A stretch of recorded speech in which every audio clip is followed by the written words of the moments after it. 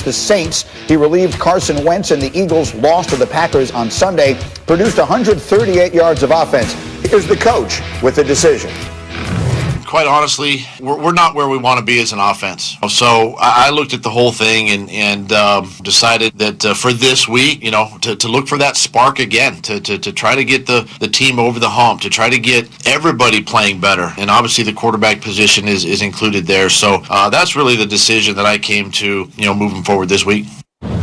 Okay, so obviously a lot to unpack here. Quickly, Graziano, take us through how this decision came about. What have we heard out of Philly the last few days?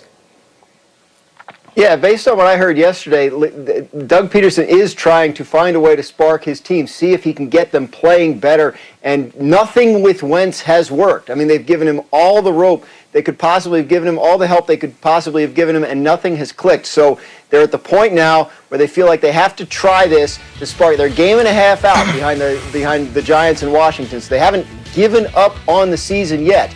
And they don't know exactly what the offseason holds in terms of decisions about Carson Wentz and their quarterback position moving forward. But with 4 games to go, they feel like they have to do something to try and light a spark under the team, and this is what they're going with this week against the Saints. So the decision has been made. Ryan Clark, was it the right decision? It was absolutely the right decision. I mean, the only thing scares me is when I think about Jalen Hurts playing against the New Orleans Saints, I keep envisioning James Brown singing "I Live in America" and Apollo Creed dancing around the ring right before he's about to play Ivan Drago. And it's like, we're all excited. Rock is walking out, Rock is smiling, and then you realize, oh, hell, he really got killed.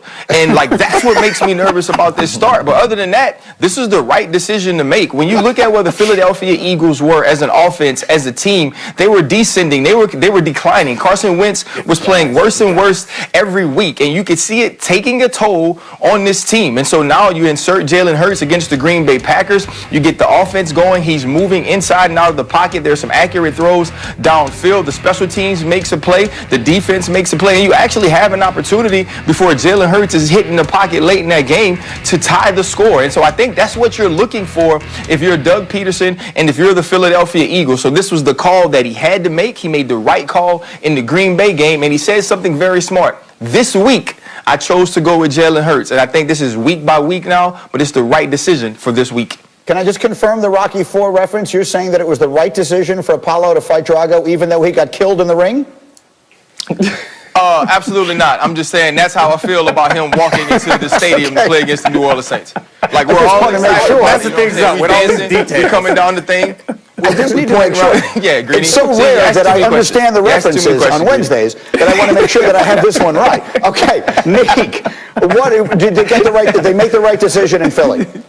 I think they absolutely made the right decision because, like Dan said early on, they've tried everything else. Right now, I don't think the decision they made is we're going to Jalen Hurts as much as the decision was we're going to give Carson Wentz a week to rest, a week to physically, mentally, emotionally take a break, and maybe he will come back refreshed and be better because I don't think the answer long term here is going to be Jalen Hurts. But I do want to commend Doug Peterson on something because the last 3 weeks, I think it is, we had clips from Doug Peterson doing these ridiculous Pootie-Tang press conferences where he says a bunch of noises but doesn't make any sense. And so I'm so proud that he came out here and just kept it real. He looked at us, we looked at him, we all saw Carson Wentz, and he said, "Sarate, we got to move on, give it to Jalen Hurts." It made sense, finally.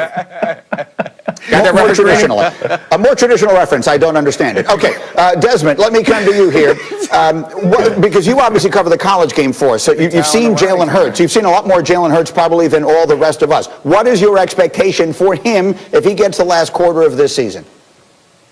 The one thing that we understand and we know about Jalen Hurts is that he is a competitor. I mean, he's a team guy. He showed that when he was at Alabama and he got and Tua took his seat. And then when Tua was struggling against Georgia, he came in there and won the game for Alabama. So we know that he's a mobile quarterback, very strong, built like a running back, works out like a linebacker, but he can make some throws, he can take some hits, and he's smart. So the competitive nature in Jalen Hurts is going to, I think, help him succeed.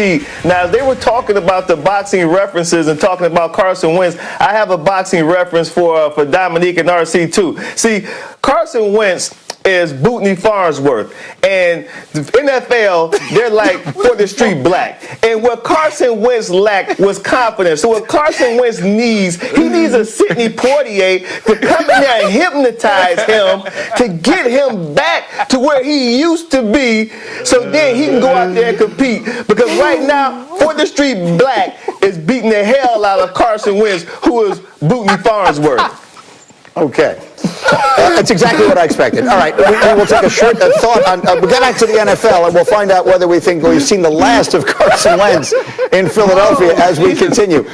But let's now turn naturally to Michigan and Ohio State. The annual rivalry game has been canceled due to an increase in COVID cases within the Michigan program. Due to Big Ten rules, if the Buckeyes do not play a game this week, they would be ineligible to play in the conference title game. Here was their coach, Ryan Day, yesterday. You know, we have to take a hard look periodically at all this stuff.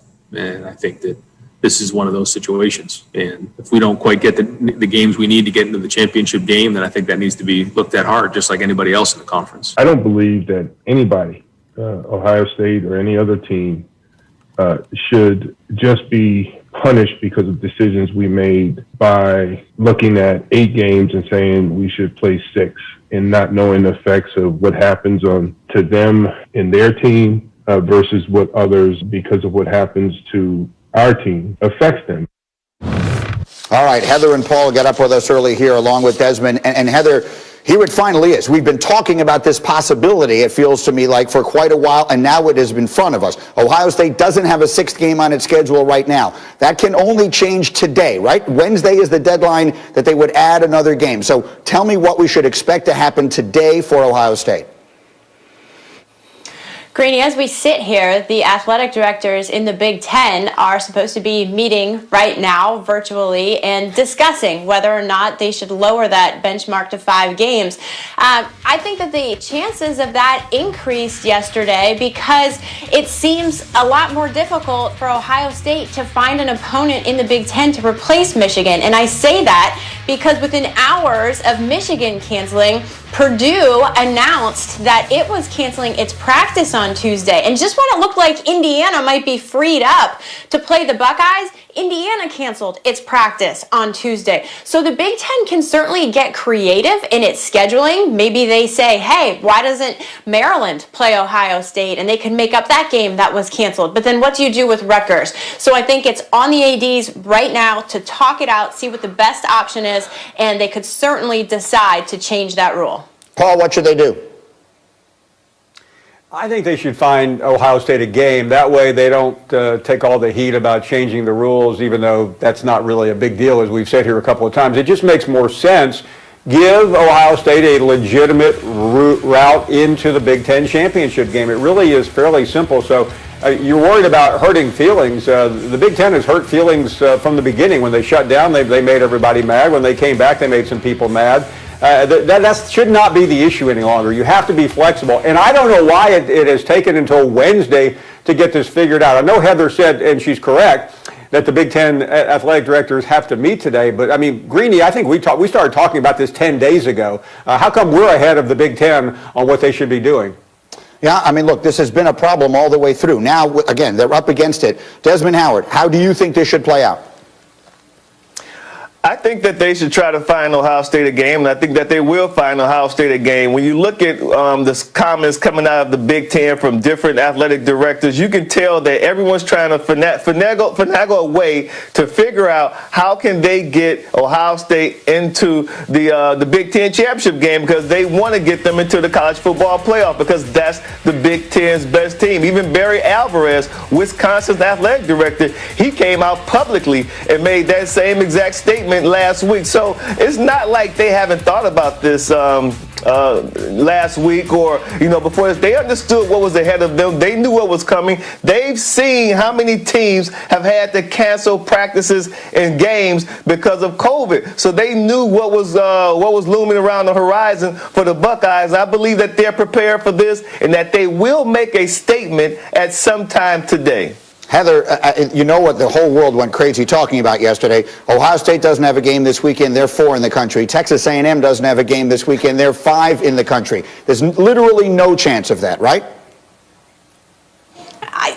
Okay, so as we sit here in a pandemic and it seems as if anything is possible, I'm not going to completely eliminate it, but it's a rule in the Big Ten that you cannot play non-conference games to fill out these schedules. I would be shocked if they did that and changed that at this point. I want to say there's literally no chance, but again, look, we saw BYU travel 2,000 miles to play Coastal Carolina, but look, it's a rule. They can't play non-conference games. Paul, should it happen? I got 30 seconds. Paul, should it happen? I would love to see it happen. There's not that many great college football games this weekend, Greeny. I mean, other than the Army-Navy game, all the contenders are pretty much gone. So it would be fantastic. But Heather is 100% correct. The odds of it are infinitesimal, maybe below that. Yeah, again, it's the game everyone would love to see. It would be the play-in game. You know, it would be like the first game of the playoff. We could settle it now. It's not going to happen, but it sure is fun to think about. Guys, we'll come back and do a little more on this a little later in the program. But I'll take a break. Coming up, the Steelers have lost their chance at an undefeated season, but have